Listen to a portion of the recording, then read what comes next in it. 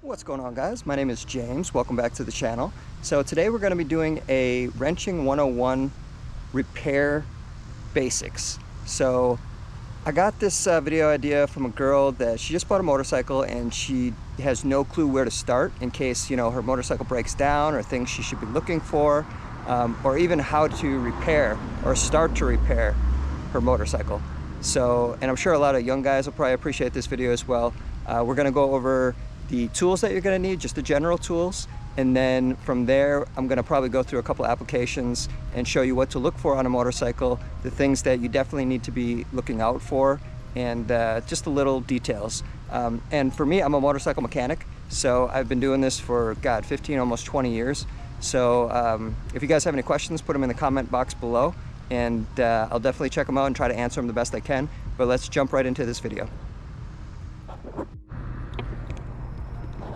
Okay, so here is the overview of the basic tools you're going to need.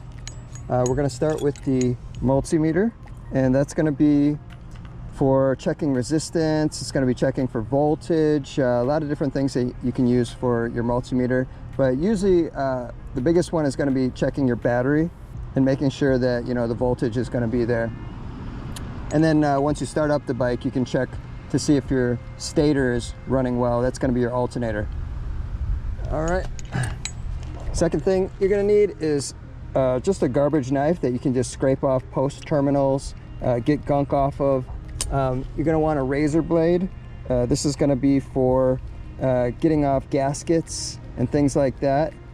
Whenever you open up any of your panels for your engine, it's going to come with gaskets on it, and you're going to need to scrape those gaskets, get a new gasket when you put that panel back on.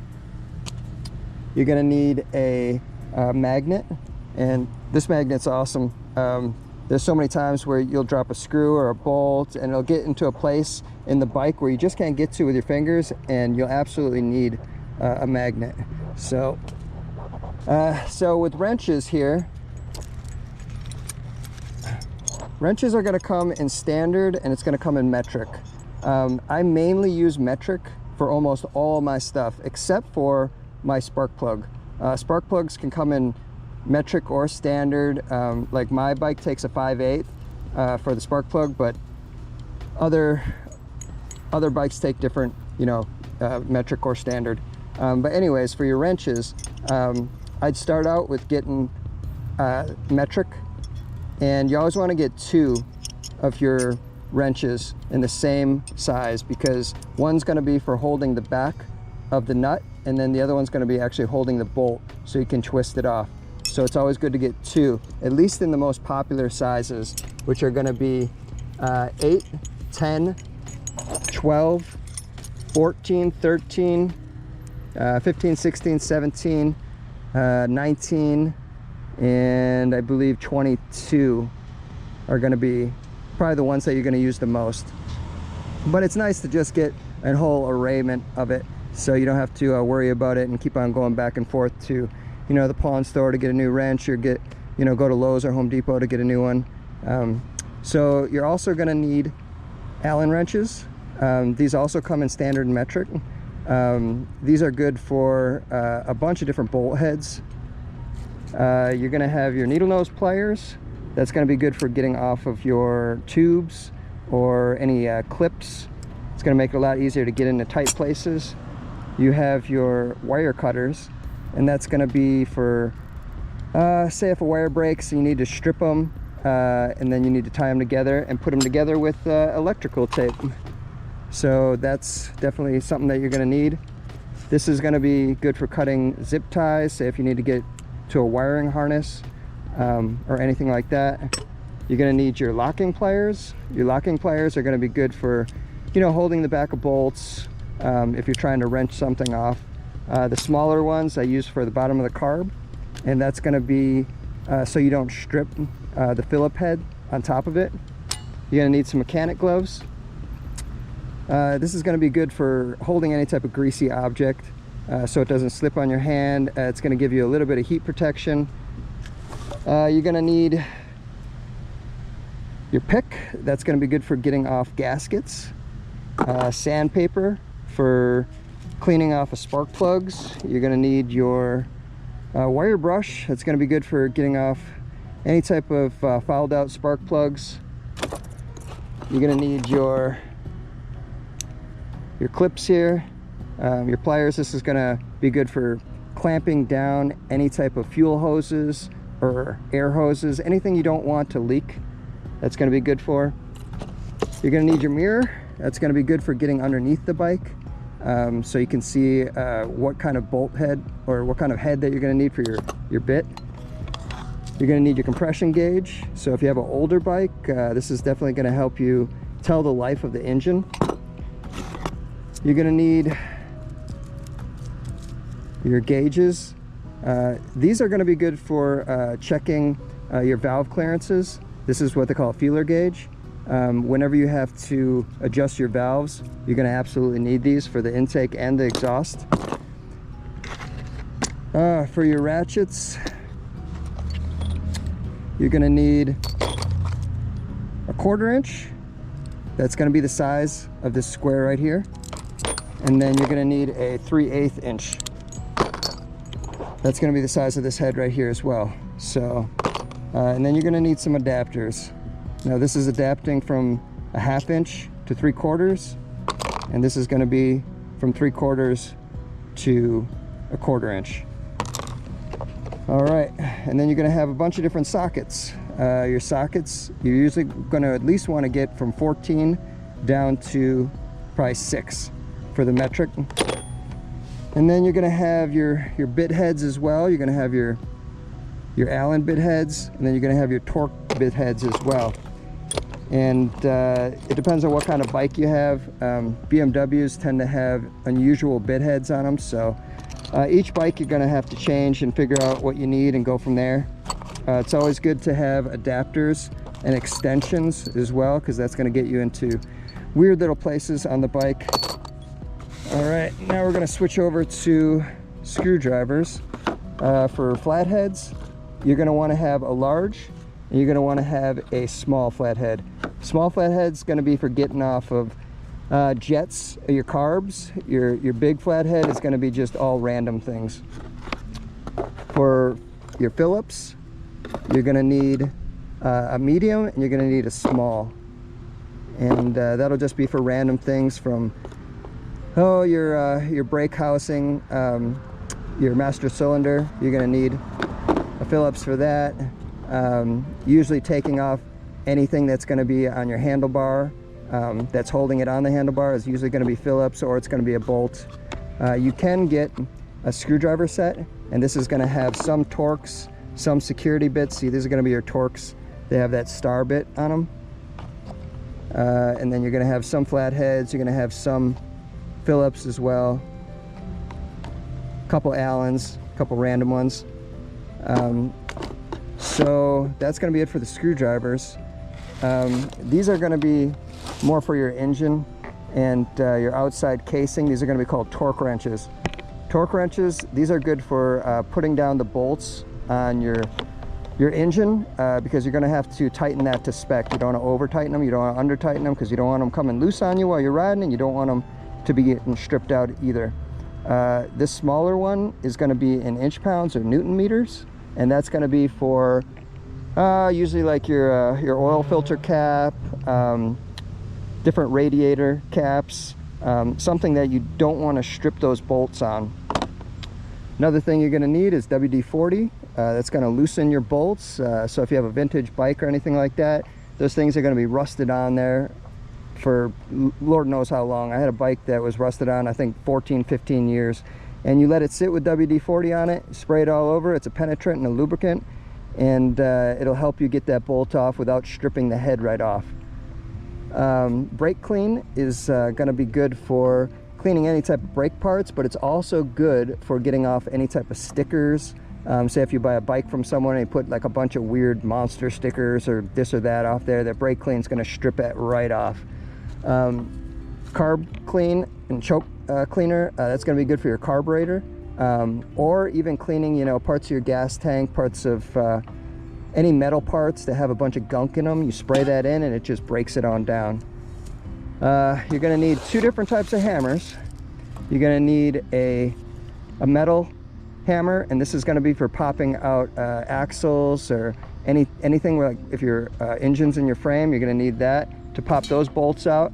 You're going to need a rubber mallet for the things that you don't want to damage the engine case on. It's got a rubber coating to it, so it's going to still give it that force, but it's not going to leave indents like the metal hammer will. All right, and then you're going to have your waterproof grease, and this is going to be good for your bearings or any type of things that you don't want to get rusted and you need to stay lubricated, but mainly it's going to be for bearings. All right, I think I went over all of it. You are going to have, you know, your small sockets, and you're going to have your deep well sockets. Deep well sockets are going to be for, sometimes you need them for sensors, and sometimes you're going to need them for spark plugs. So I believe that's pretty much the overview of the parts. And now we'll get into the bike. Okay, now the second part is kind of things that go wrong on your bike. Well, the general overview is you're going to need to check your spark plugs, and we can do that right now. So what you want to do is you want to take off your spark plug boot, take that off, and then you're going to notice that spark plug has a bolt on the outside that you screw off, and it's always going to be counterclockwise. Lefty is going to be loosey, righty is going to be tighty. Never go really hard on the turning right, because you're going to strip it.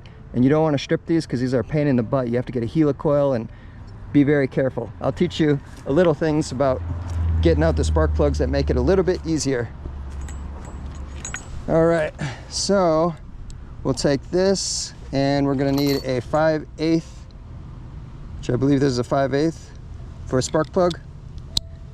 So with spark plugs, they can be in standard or they can be in metric, no matter where the bike's coming from. But the rest of the bike is usually going to be in metric. So I'm going to make sure it's turning left here. We're going to take this out.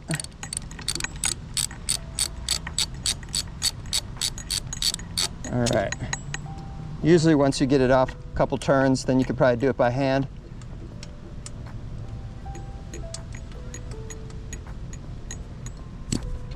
All right. There we go. So that spark plug ain't looking too bad. But what we're gonna do is we're gonna take it and we're gonna get the brush and we're gonna clean it off. All right. You're just gonna scrape it, scrape it, scrape it. And then you're gonna get one of these guys. And you see how it has that like dirt in there? So you're getting all that off there. All right, so now that's clean, you can go back, put it back on.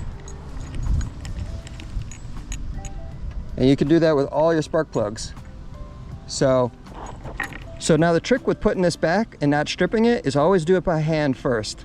All right, you put it by hand all the way until it goes down to the bottom. All right, so that's just about seated right there. Now, you make sure it's turning to the right this time. Now, a big detail that people do is when they put it on there, they grab for the end. You don't want to grab for the end because that's going to give too much torque and that's going to strip it. All right, you want to go somewhere about the middle, and you just want to push it. See, it's still loose right now, so I'm just kind of putting it in. All right, we're gonna get it until it's all the way seated there. There we go, so that's where it's seated right now. Now you just wanna push it maybe like a 1/16 of a turn.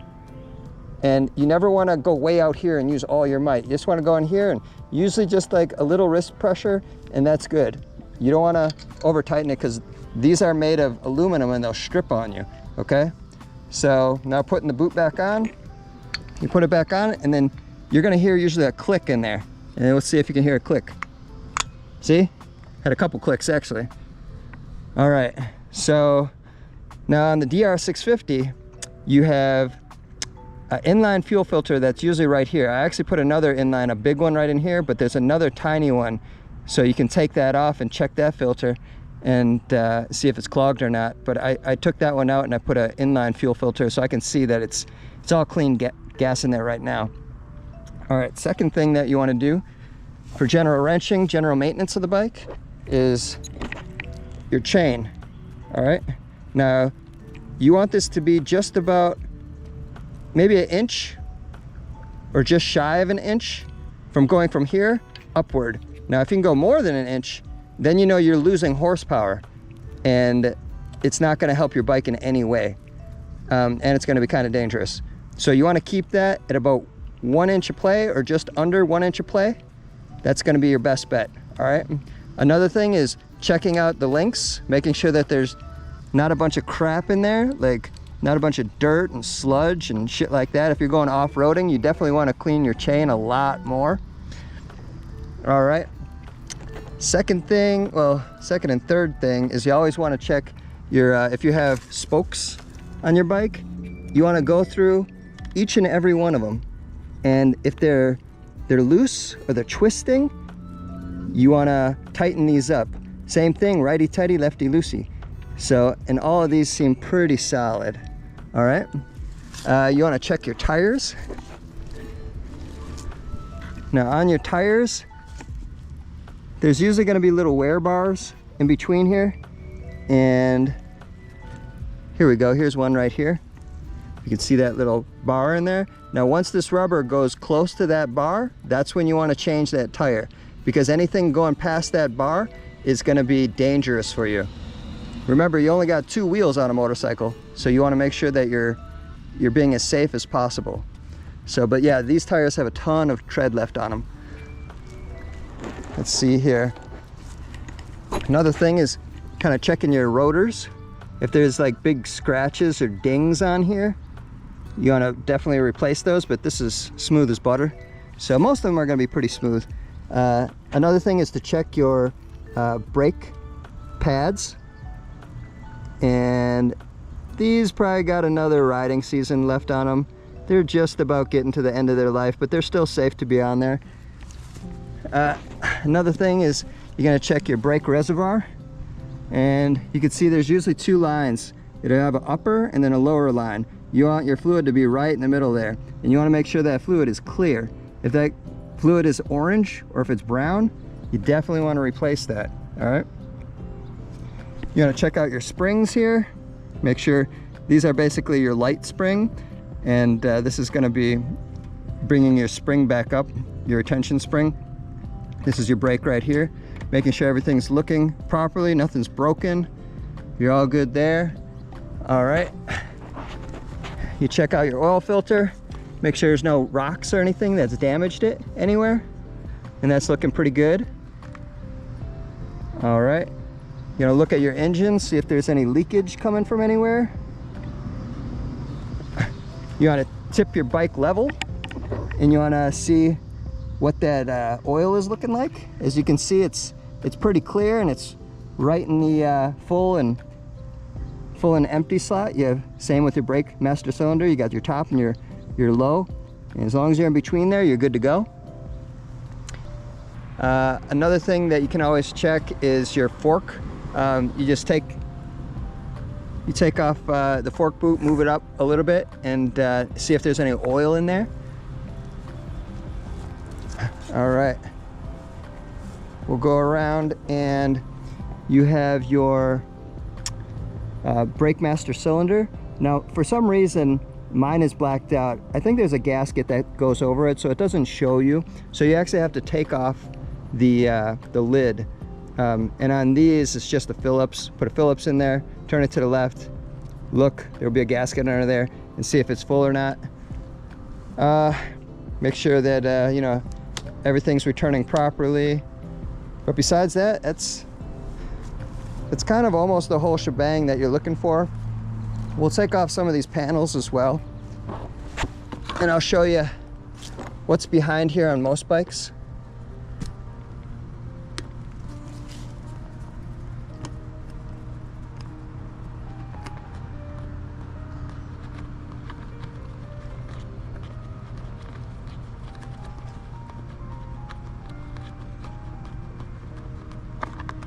All right, on most bikes, you're gonna have the side of your air filter, which is right here, and then you're gonna have your, this is gonna be your starter solenoid right here. Now there's a little clip up here to take off, and this basically just keeps rain off of your starter solenoid.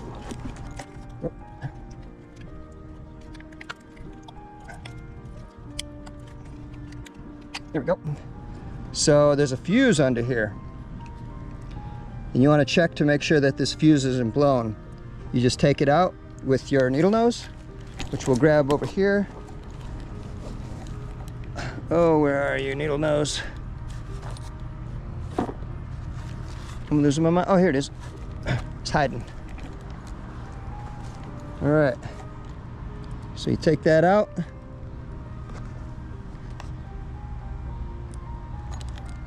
Put that up like that. All right. Then there's going to be a little metal tang on the inside. You'll see if it's burnt clearly or not, but this one's good. So we'll put that back in. All right. If your bike's having trouble starting up, these are your starter solenoid connections as well. So you want to make sure this top's on real good, and you want to make sure these are clear of debris, any type of rust, or sometimes in Florida you're going to have a lot of salt that'll build up around these, so you definitely want to get rid of that. All right, put that back on there, and then we'll move around to the other side.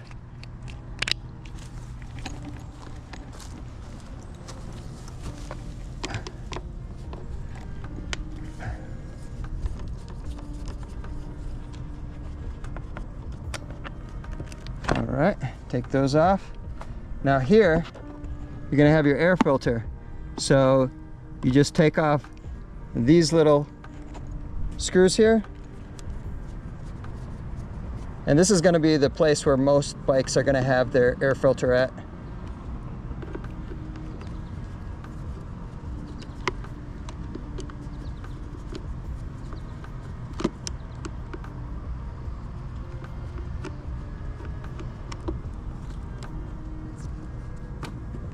All right, take that off, and then you look right inside there, and that looks, it's brand new air filter, so I know it's clean, but you can always check to see inside if there's any oil or anything, you know, funky in here, which it looks fine. All right.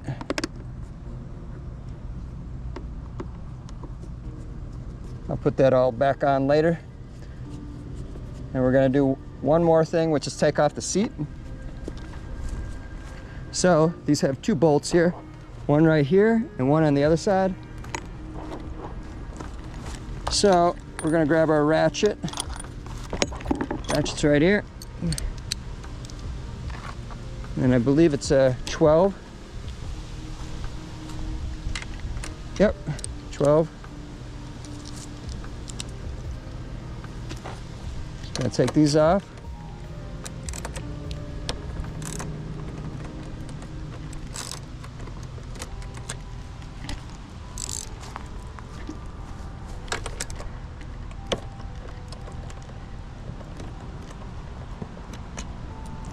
All right, this will pop right off. And now you got your battery. You do have a engine breather tube here too. So you always want to make sure this thing's pretty clean, which looks clean for the most part. All right, put that back down in there. And then the second thing you want to check is to make sure that these connections right here are completely clear of any rust or any lime, or like I said, in Florida these connections get real bad, and these are looking perfect right here.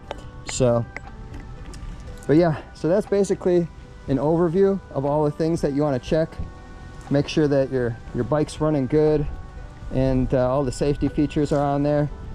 Like the back tire, you check the front tire, make sure that, you know, it's more than enough tread on there, make sure there's no cracks, make sure that these spokes are all stiff and they're not wobbling around.